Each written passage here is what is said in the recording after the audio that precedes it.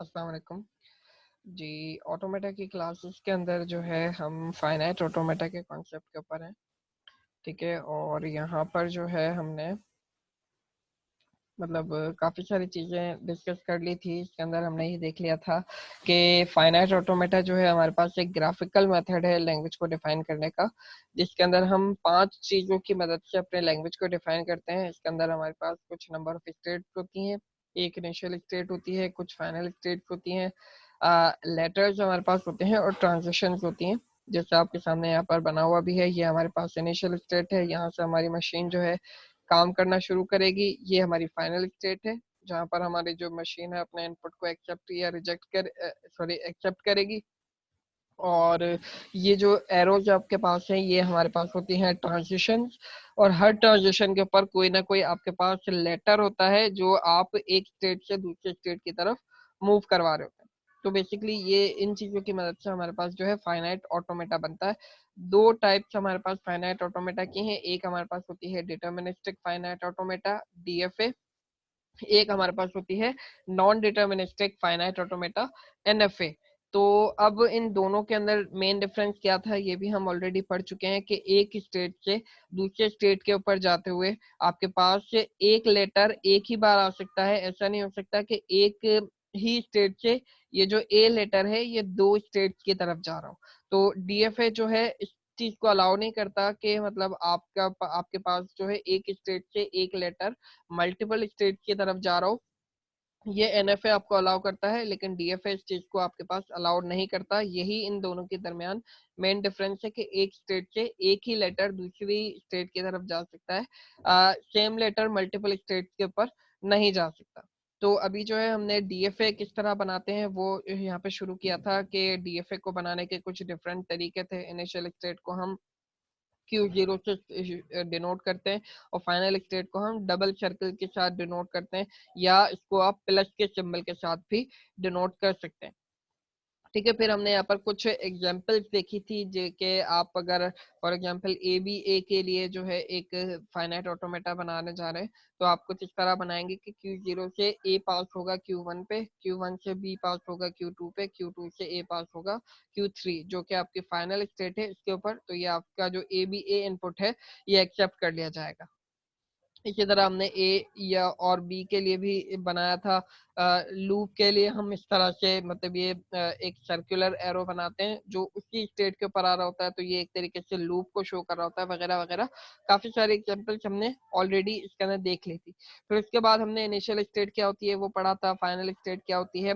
उसके बाद जो इम्पोर्टेंट टॉपिक था वो डेड स्टेट था, यानी वो स्टेट जहां पर हमारा जो भी मशीन है वो अपने इनपुट को रिजेक्ट करेगी। फॉर एग्जाम्पल आप ए और उसके बाद ए और बी के पॉसिबल जितने भी कॉम्बिनेशन बनते हैं वो तमाम के तमाम आप यहाँ पर शो कर रहे हैं। तो यहाँ पर ए को आपने पास किया Q1 के ऊपर जो कि आपकी फाइनल स्टेट है। अगर इनपुट में आपको सिर्फ ए मिलेगा तो वो भी एक्सेप्ट हो जाएगा, और उसके बाद ए और बी के जितने पॉसिबल कॉम्बिनेशन आना चाहे वो आ सकते हैं, वो भी तमाम के तमाम एक्सेप्टिंग स्टेट के ऊपर आ रहे हैं, तो मतलब वो भी एक्सेप्ट हो जाएंगे। लेकिन इन केस आपको इनपुट मिलता है बी से शुरू होने वाला, तो अगर आपका इनपुट बी से शुरू होगा तो वो भी तो आपको शो करना पड़ेगा ना अपने डायग्राम के अंदर कि अगर बी से इनपुट आएगा तो उसका क्या होगा।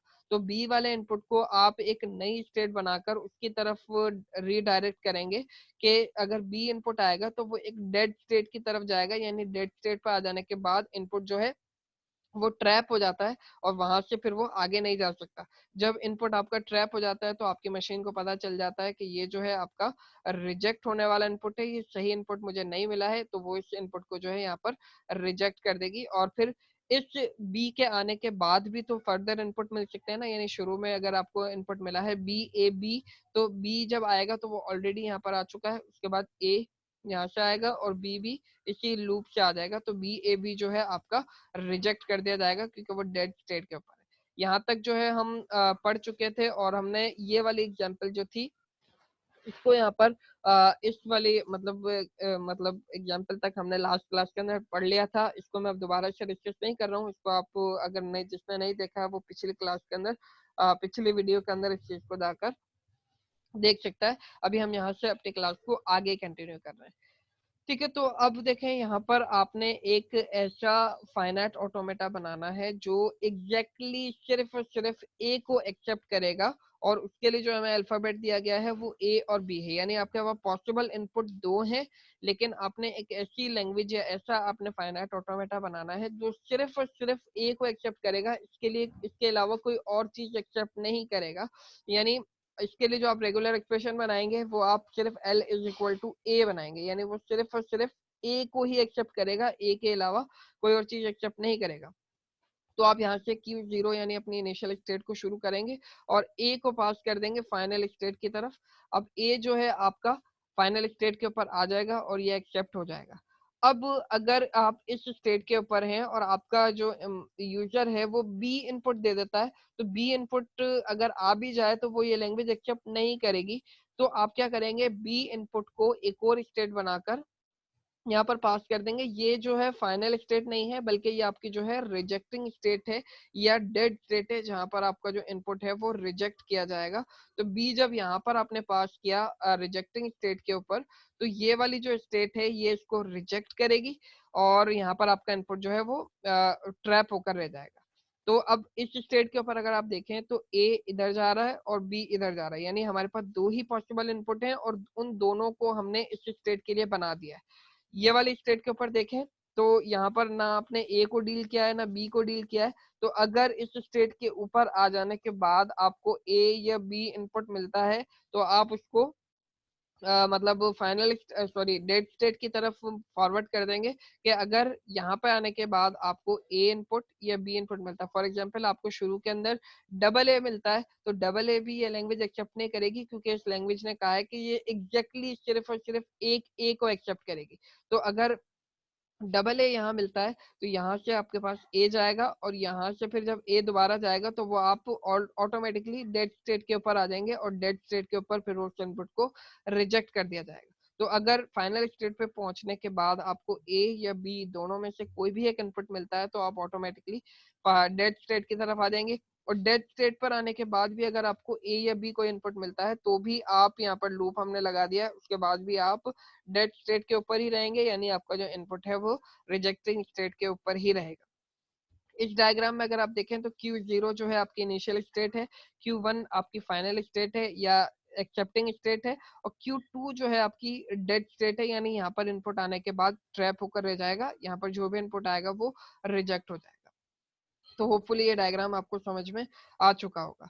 उसके बाद सेकंड यहाँ पर देखते हैं, आपने एक फाइनाइट ऑटोमेटा बनाना है जो एग्जैक्टली या तो ए एक्सेप्ट करेगा या बी एक्सेप्ट करेगा, और आपके पास इनपुट जो है मतलब जो अल्फाबेट आपको दिया गया है वो ए कॉमा बी दिया गया है। तो ए कॉमा बी अब अल्फाबेट आपके पास है, और जो आपका इनपुट एक्सेप्ट होगा वो सिर्फ या तो ए होगा या बी होगा, इसके अलावा कोई तीसरी चीज नहीं हो सकती। तो Q0 से आपने ए कॉमा बी, कॉमा के बारे में हमारा मैंने आपको पिछली क्लास में भी बताया था कि कॉमा का मतलब होता है और। तो ए और बी, यानी या तो यहाँ से ए पास होगा या बी पास होगा, वो एक्सेप्ट हो जाएगा क्योंकि हम एक्सेप्टिंग स्टेट पर जा रहे हैं।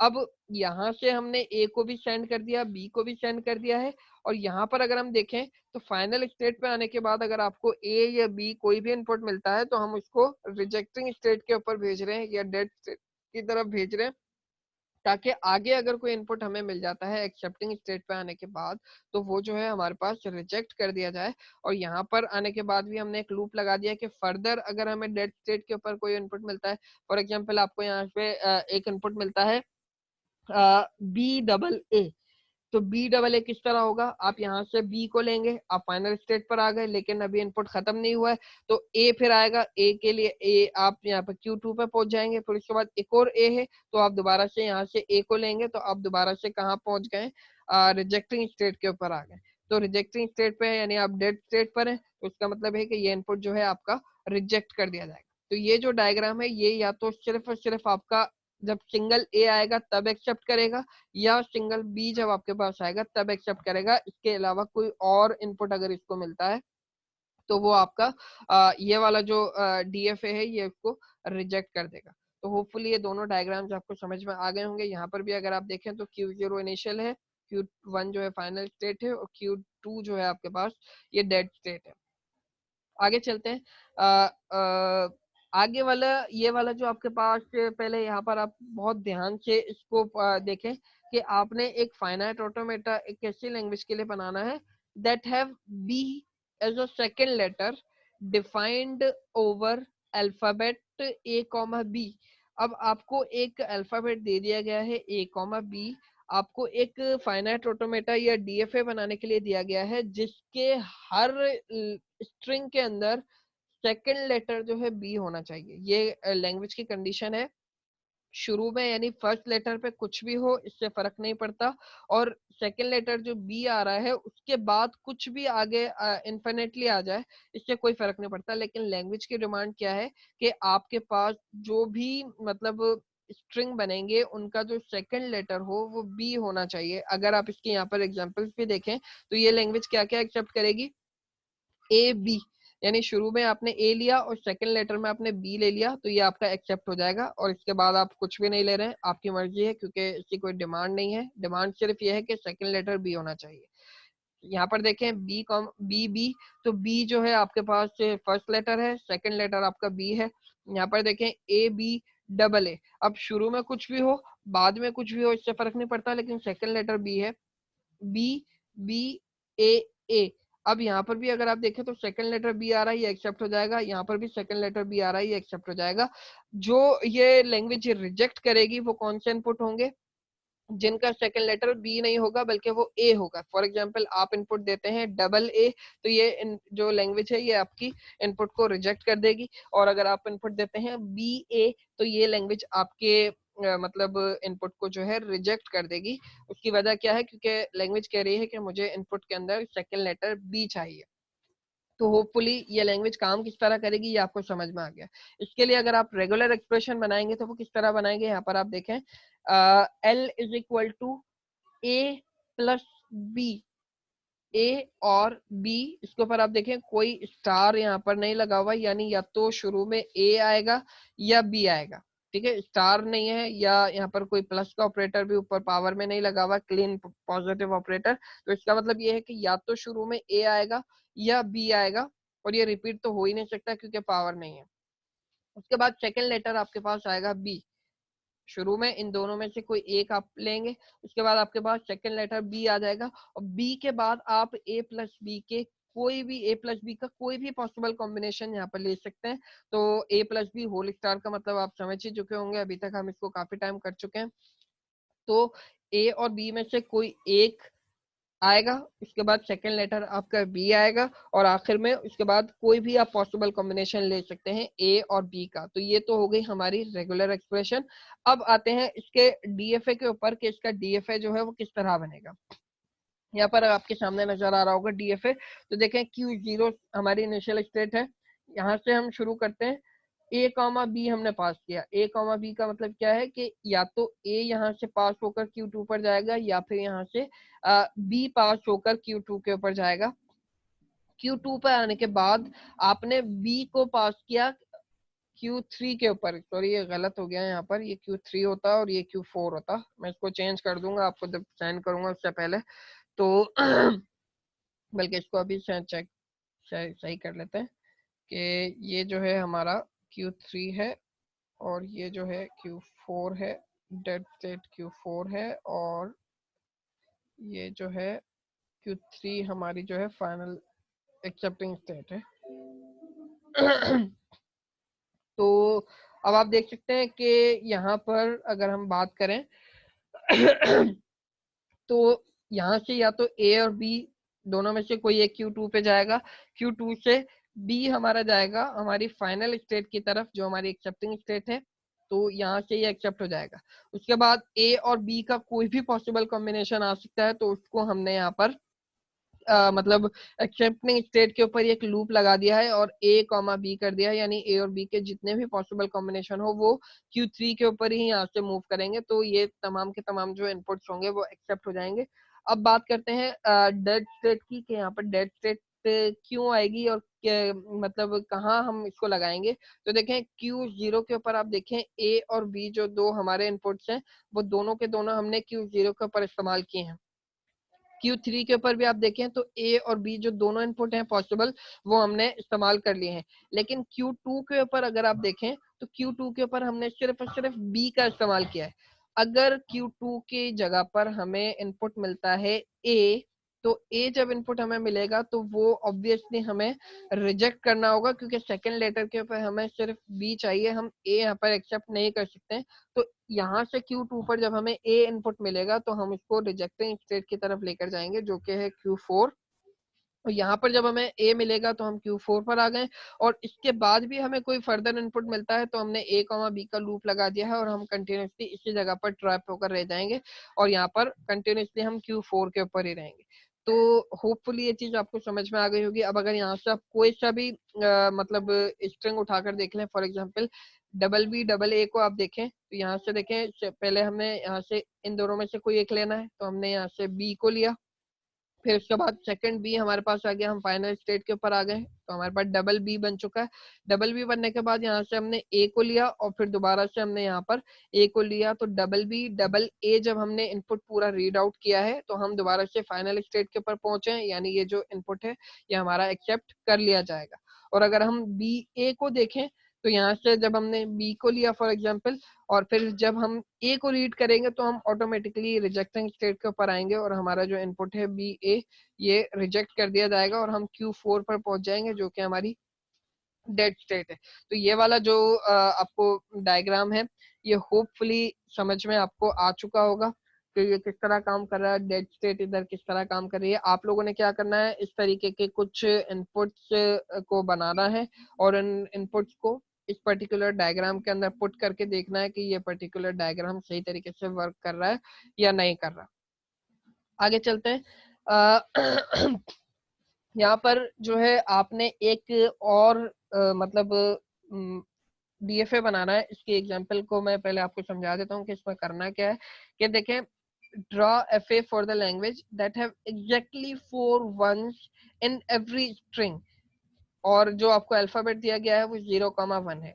अब ये लैंग्वेज की डिमांड क्या है कि हर स्ट्रिंग के अंदर 4 दफा 1 होना लाजमी है। ये लैंग्वेज क्या डिमांड कर रही है आपसे कि इसके जितने भी स्ट्रिंग्स बनेंगे उन सब के अंदर 4 दफा 1 जो है होना लाजमी है, और आपको अल्फाबेट दिया गया है 0,1।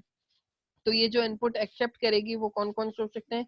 पहला इनपुट आपने दिया 1111, तो ये 4 दफा 1 है, ये इनपुट एक्सेप्ट हो जाएगा। 0 और 1111 ये भी इनपुट एक्सेप्ट हो जाएगा। 0 4 दफा 1 और फिर 0 ये भी इनपुट एक्सेप्ट हो जाएगा। और 0 10 10 10 10, तो ये इनपुट भी आपके पास जो है एक्सेप्ट कर लिया जाएगा।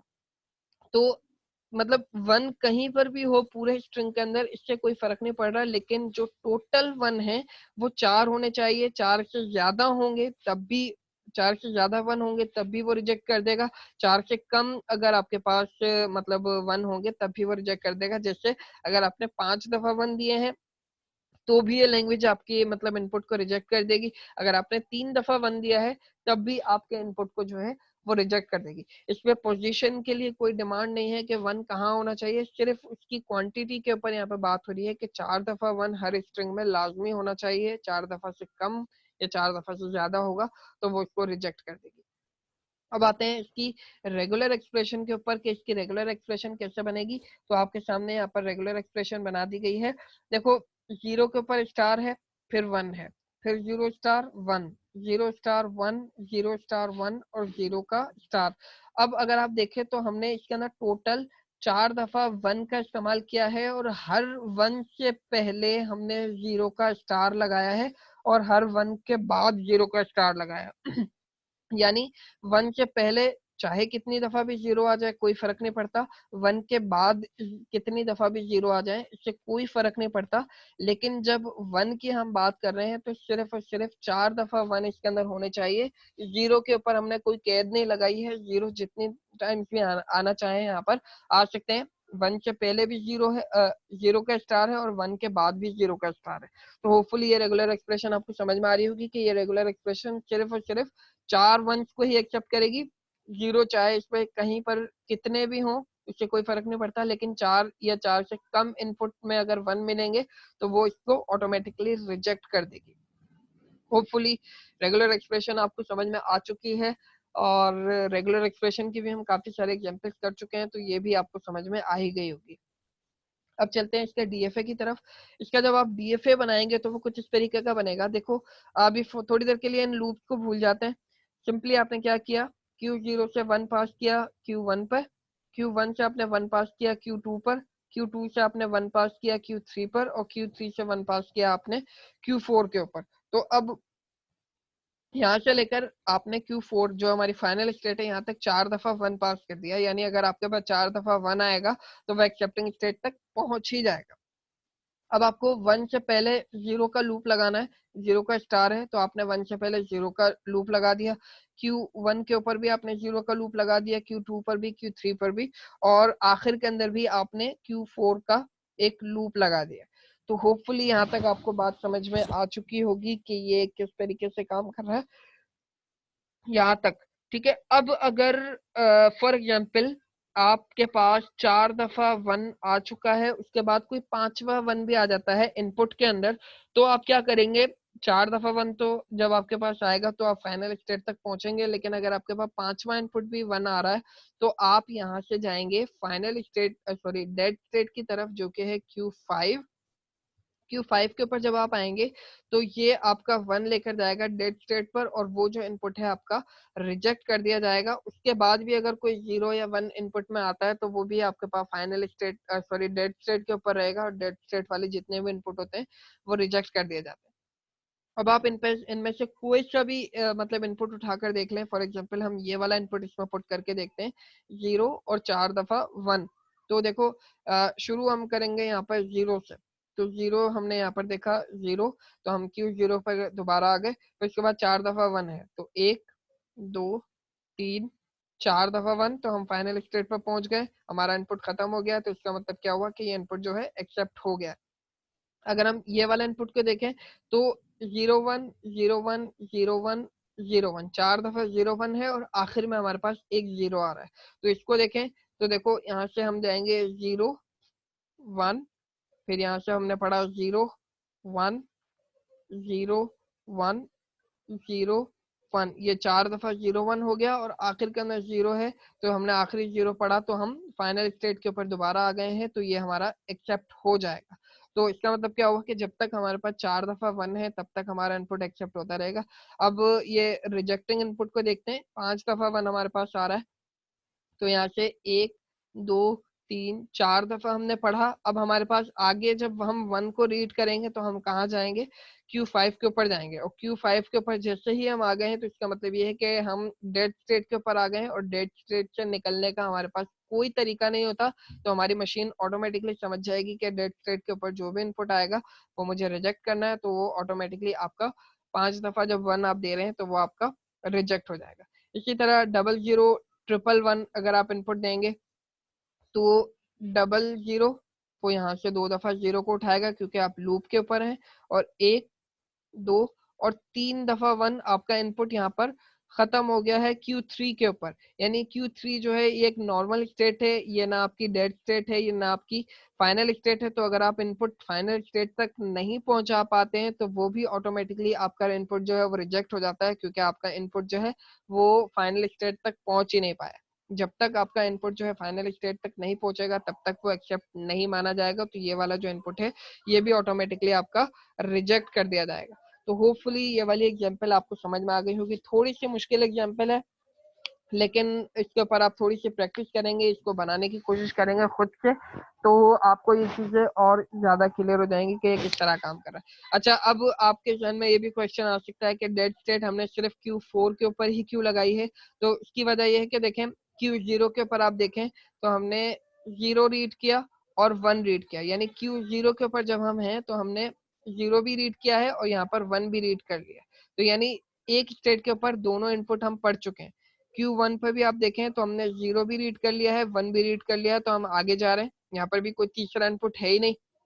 Q2 के ऊपर भी 0 और 1 दोनों रीड किए हैं, Q3 के ऊपर भी 0 और 1 दोनों रीड किए हैं, लेकिन Q4 के ऊपर हमने सिर्फ और सिर्फ 0 रीड किया था, जो एक्सेप्टिंग स्टेट के ऊपर आ रहा है। यहाँ पर हमें एक और इनपुट जो 1 हमारे पास बच रहा था उसको हमें यहाँ पर डेड स्टेट की तरफ मूव करवाना है, क्योंकि ये जो इनपुट है ये एक्स्ट्रा इनपुट है जो हमारी मशीन एक्सेप्ट नहीं करेगी, इसलिए हमने यहाँ पर 1 को जो है डेड स्टेट की तरफ मूव करवाया है। और इन तमाम स्टेट के अंदर हमारे पास कोई एक्स्ट्रा इनपुट बच नहीं रहा था, इसीलिए यहाँ से कोई भी ट्रांजिशन हमारी डेड स्टेट की तरफ नहीं गई।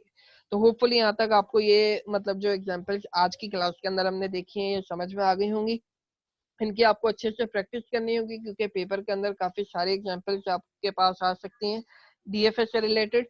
तो इनकी आपने प्रैक्टिस करनी है। इसके प्रैक्टिस करने का सबसे आसान तरीका ये है कि आप पहले डीएफए को अच्छी तरीके से समझ लें, फिर उसके बाद इस तरीके के कुछ इनपुट बनाएं, सही इनपुट भी हो, गलत इनपुट भी हो, और उनको फिर आप इसमें पास करके देखें कि मशीन के अंदर जब ये इनपुट जाएगा तो वो आपका जो डीएफए है वो एक्सेप्ट करेगा या उसको रिजेक्ट करेगा। तो इस तरीके से आपका दिमाग बहुत ज्यादा क्लियर हो जाएगा।